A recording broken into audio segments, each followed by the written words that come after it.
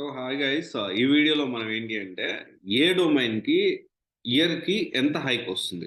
ఇక్కడ డొమైన్ అంటే ఏంటి అంటే ఒక సాఫ్ట్‌వేర్ డొమైన్ బ్యాక్ ఎండ్ గాని, ఫ్రంట్ ఎండ్ గాని ఇలా దీనికి సంబంధించి దీంట్లో చాలా ఉంటాయి. మళ్ళీ ఓవరాల్‌గా ఏంటి అంటే ఏ డొమైన్‌కి ఎంత హైక్ వస్తుంది. 1 ఇయర్‌లో కొన్ని డొమైన్స్‌కి 200% వస్తుందా? కొన్ని డొమైన్స్‌కి షిఫ్ట్ కొడితే 300% అలా వస్తా ఉంటది. సో కొన్ని డొమైన్స్‌కి చాలా తక్కువ వస్తా ఉంటది. జనరల్‌గా ఓవర్ వ్యూ అనేది ఆన్ యావరేజ్ ఒక డొమైన్‌కి ఎంత హైక్ వస్తుందనే విషయంలో ఈ వీడియోలో మనం డిస్కస్ చేసుకుందాము.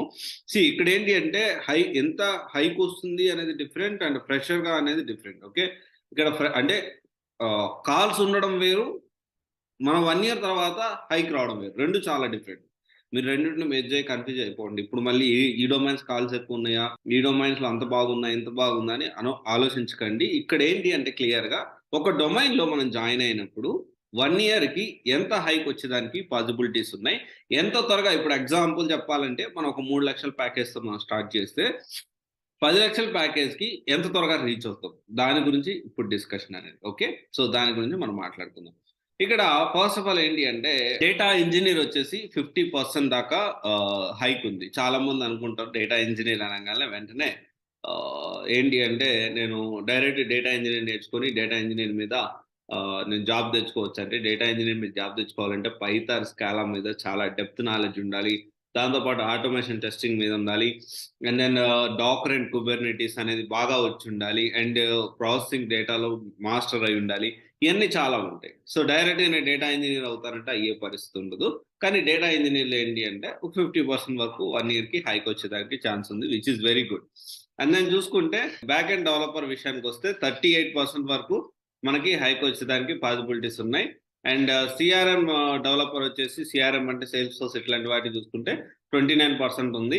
అండ్ దాని తర్వాత యూజర్ ఇంటర్ఫేస్ వచ్చేసి డెవలపర్ చూసుకుంటే 24% ఉంది.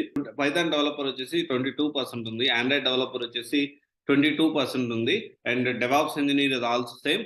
అండ్ ఫ్రంట్ ఎండ్ డెవలపర్ వచ్చేసి 21%, క్లౌడ్ ఆర్కిటెక్ట్ వచ్చేసి 16% దాకా హైక్ అనేది ఉంటుంది. సో ఇవన్నీ ఏంటి అంటే ఇయర్ బై ఇయర్ హైక్ వచ్చేదానికి పాసిబిలిటీస్. ఇక్కడ ఇంకొన్ని విషయాలు మనము కన్సిడర్ చేసుకోవాలి. ఏంటి అంటే కొన్ని డొమైన్స్‌లో ఫ్రెషర్‌గా అసలు ఆపర్చునిటీస్ ఉండవు. కానీ ఎక్స్‌పీరియన్స్ వాళ్ళకి మాత్రం హ్యూజ్‌గా ఆపర్చునిటీస్ ఉంటాయి. గ్రోత్ అనేది కూడా ఉంటుంది. ఇది మనం అర్థం చేసుకోవాలి. అంతేగాని అంటే ఇప్పుడున్న సిట్యుయేషన్‌లో చాలా మంది ఏం చేస్తున్నారంటే ఏదో ఒక డొమైన్ అంటే ఇప్పుడు చాలా మంది ఉన్న ఒక డొమైన్ గాని, ఇంకొక డొమైన్ గాని ప్రమోట్ చేసుకుంటా ఉంటే అందరూ అదే తీసుకెళ్ళి జాయిన్ అవుతున్నారు. ఒక విషయం అందరూ గుర్తుపెట్టుకోండి. అన్ని domains there are number of domains. Okay.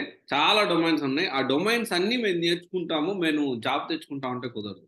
So మనకి ఏది సూట్ అవుతుంది, మన ప్రొఫైల్ బ్యాక్‌గ్రౌండ్ ఏంటి, మనం దేంట్లో ప్రీ రిక్విజిట్స్ ఏంటి ఒక డొమైన్ నేర్చుకోవడానికి ఇవన్నీ మనం తెలుసుకోవాలి ఖచ్చితంగా. తెలుసుకున్న తర్వాత మనం ప్లాన్ చేసుకోవాలి. సో ఓవరాల్‌గా ఏంటి అంటే ఇక్కడ ఈ వీడియో చూసుకుంటే ఇవి హైక్ వచ్చేవి. హైక్ ఎంత పర్సెంటేజ్ వచ్చిందని ఆల్రెడీ డిస్కస్ చేశాను. అండ్ ఇవి భారీగా ప్యాకేజెస్ అనేవి వచ్చేదానికి పాసిబిలిటీస్ ఉంటాయి. సో ఒకసారి ఆలోచించండి. ప్రాపర్‌గా ప్లాన్ చేసుకోండి. టైం వేస్ట్ చేయకండి. ఎప్పుడో కాల్స్ వస్తాయి. అప్పుడు దాకా నేను సైలెంట్‌గా ఉంటా అంటే కష్టమవుతది.